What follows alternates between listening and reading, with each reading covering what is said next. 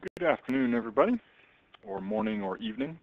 Welcome back to the fourth installment of Waves. Hope you've enjoyed everything up to now. Today, what we're going to talk about is waves that are in tubes or on strings. Also, this is called harmonics. Today, you will not need your equation sheets, which is absolutely wonderful. But colors are probably going to be pretty important today. We're going to do a lot of drawing. So today you're definitely going to have to be pausing and drawing and writing. I'm not going to write everything on the notes today. So just a little FYI about that. Okay, here we go. We're going to start this with strings to begin with because they're a little bit easier. So we're going to talk about how waves go on strings. Now, if I pluck a string, it's going to vibrate like this. And it's going to be going up and down in the middle. And on the sides, it's going to be stuck. Now, this works for a guitar, a piano, anything that you pluck. It'll do this. Let's label a few things. We've got the nodes. The nodes are where the string doesn't move. Those are at the end. We have a crest and the trough. Notice for this string, the crest and the trough happen at the same spot on the string. It goes up and down there. So first it's at the top, the crest, and the trough. I'm going to change those two words into one, though. So we're going to call those antinodes. So the antinodes, in this case, are right there in the middle of the string, and the nodes are on the sides. All right, so you should label those so you know where they are. It's nodes, antinodes, and strings. The last thing on here that I'm going to put is I'm going to label the length from one spot where the string is at one end to the other as the length, capital L. So that's essentially the length of the string. The string, I guess, stretches a little bit when you pluck it, but we're going to call it L for length. All right. Here's what we're going to figure out. We're going to figure out how the length relates to the wavelength of the wave on the string. So what I've done next is I've drawn, if the string were longer, okay, what it would look like. So I've just drawn it when in our real section it's at the top, then it goes down, and you can see it going back up off to the right of the screen here. If you look, let's see if we can figure out how long a wavelength is on this.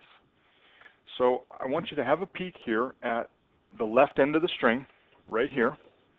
Okay, it is now at a node, but it's going upwards. Okay, as we move to the right, the string is pointing up a little bit, if you will. Follow the string along until you get to the next node. Now be careful, that's not a wavelength because it's going down now. Wavelength is back to the same spot on the string. So to get to a wavelength, we have to go all the way out over to here. Can you see that it's at a node again and it's going up? So what I can do is I can draw on here that this equals one wavelength. All right? That wavelength then is twice the length of the string in this case. So for my when I pluck a string like this, the length, okay, or actually I should say two lengths equals one wavelength, or the length equals half of a wavelength. Just move the two to the other side. All right? I want you to put a big arrow towards this. Now, for a string, that equation works for the fundamental wavelength. That's what this is called, the fundamental. It's also called the first harmonic. So that label should be all around these pictures. When a string wiggles like this, it's called the fundamental. It's also called the first harmonic, and the wavelength is twice the length of the string. Okay? So again, I didn't write all that down. I'm expecting you to do that, and I'm going to keep moving. So pause me, and when you're done, we'll keep going. Alrighty. The next thing that could happen with the string is it could vibrate like this. So instead of the whole string wobbling up and down in half of a wavelength, could you see here that half of it's moving up and half is down? All right. As the part on the left is going up, the part on the right is going down, and vice versa. Okay, let's do our same equation, see what we can figure out for this. This one is a little easier. Can you see that we have exactly one wavelength fitting into the string there? So what we've got is the length of the string equals exactly one wavelength. This is called the second harmonic. All right. One more here. Go down to here. This is the next way it could wobble. Okay. What I'd like you to do is see if you can write the relationship between the length of the string and the wavelength. Okay. This one is a little tricky. See if you can do it. I'll see if I can do it, for that matter. I'm not even sure I can. So let's say the length of the string and the wavelength, I'm going to write those down. Now, looks to me like one wavelength plus a half fit inside the length. So there's one wavelength right there. Can you see that? So we have one wavelength plus another half of a wavelength equals the length of the string. 1.5 wavelengths is 3 halves of the wavelength equals the length of the string. All right. Now this is a perfect example of an AP question. All right. They'll give you the length of the string and they'll say, write down the wavelengths of the fundamental, the second harmonic, and the third harmonic. All right. And the second or the third are the ones I just did. Okay. So next up, tubes. Here we go. For a tube, there's two kinds of tubes. One that's open at one end, one that's open at both ends. That's what you're going to see. Here's the best way to tackle tubes. Okay, I draw a picture and I put a dotted line right down the middle. That helps me. I want to figure out the fundamental wavelength that will resonate or ring in this tube. Organ pipes are made this way. The boom whackers that we have in class, we can put a cap on the end and we'll do that, and you can see how they work out. So here's how I look at this. I look at the left end and I say, now the left end is closed. Air is not allowed to move back and forth there. So that has to be a node, just like the string. Okay? It's like a piano string or a guitar string. But the right end is open. At that end, the air is going to move as much as it can. Okay? So that's going to be an antinode. It's going to go from the top to the bottom when we draw the wave. Okay? So as I think about this, I go, okay, I have to draw my wave in this one, and the wave has to touch the middle on the left side, but on the right side, it's got to touch the top and the bottom. So I actually make little dots there to help me do that. And then I say, okay, let's draw a wave that'll fit that. And I want to draw the wave that has the least number of wiggles. Well, the least number would go like that. Kind of gave it away here by opening up the rest of the page early. But that's what it looks like. You go, okay. So then step 2 is, after you draw that, let's keep going. Keep going with the wave. And so I've extended my dotted line, and I've doubled the length of the tube. I've kind of guessed at that.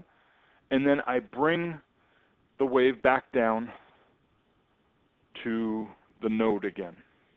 Can you see that?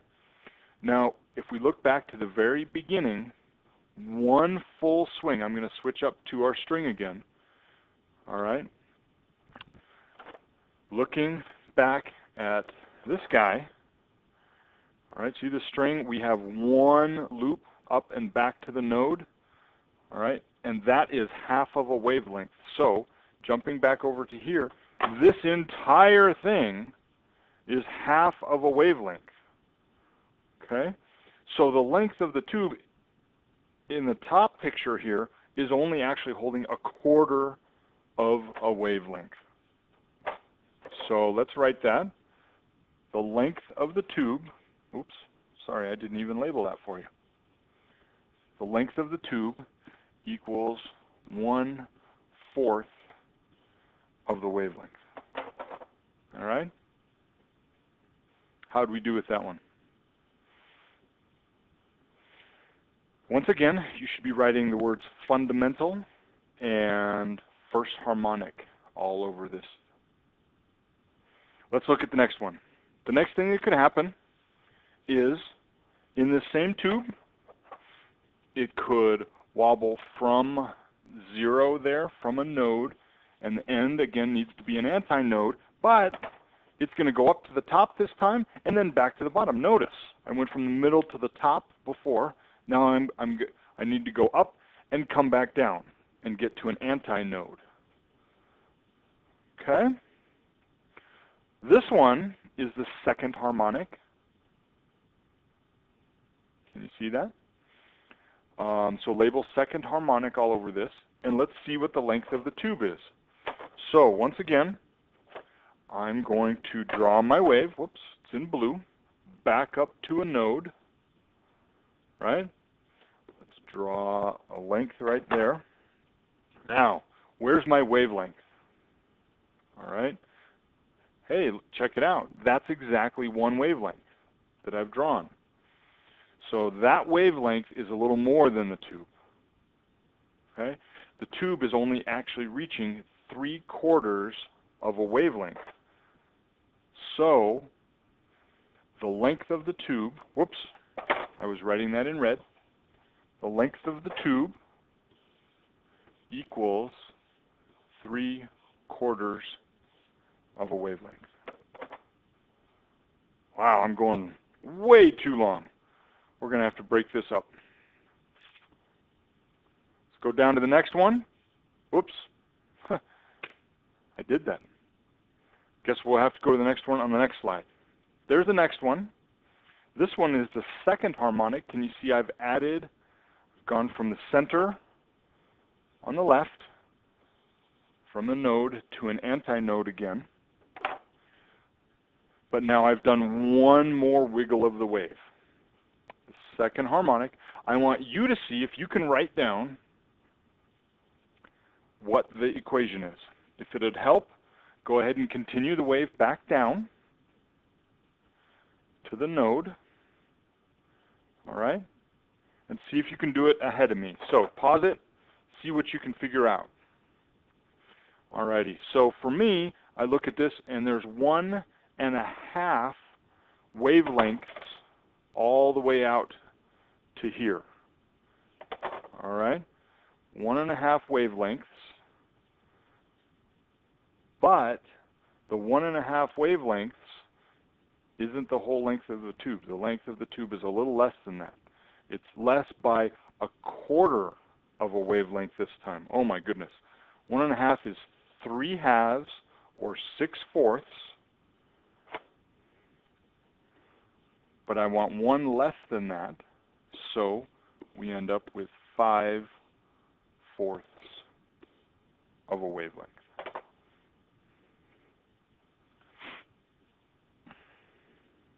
All right. Now that one is a little tough. All right, I've got to get out of here. This is taking way too long. So I'm going to speed up a little bit. So hang on. The next one is an open tube. Open tube, here we go. You're going to need to pause me a bunch. In the open tube, I need to have my wave hit the ends and do an antinode at each end. So I've got to start here at the bottom, and I'm going to end here at the top. So I'm going to go through the node and end up at the top. And here's my dotted line down there. Okay? So now, if I'm kind of getting the hang of this, that's a quarter of a wavelength. So for this one, the length of the tube equals a quarter of a wavelength. So far, so good. How do we do? All right, I want you to do the next one. Step 1, draw the dotted line. Step 2, draw the dots where your wave has to go. And step 3, connect them. All right, pause me and do that. Welcome back. Here we go. There's my dotted line. There's my antinodes. And you get to laugh at my drawing here. I need to go up and back down. Hey, check it out. How about that one? For this one, the length of the tube, can you do the math? Do it all yourself. Pause me and then move on. The length of the tube is going to be 1 wavelength exactly. All right? See if you can do this one. I'm going to leave that up to you. I'll give you the answer in class. But let's skip right on down to your homework. So here's your homework. I want you to find the fundamental frequency, which is the first harmonic, and the second harmonic for the following situations. A string, a tube open at one end, and a tube open at both ends. I'm giving you the length now. The length of each one of those is 1 meter long. So for a 1 meter string, find the first and second harmonic for a 1 meter tube open at one end and a 1 meter tube open at both ends. I'm sorry I took so long, folks. That was awful. Hopefully, you're not too mad at me. Have a wonderful day.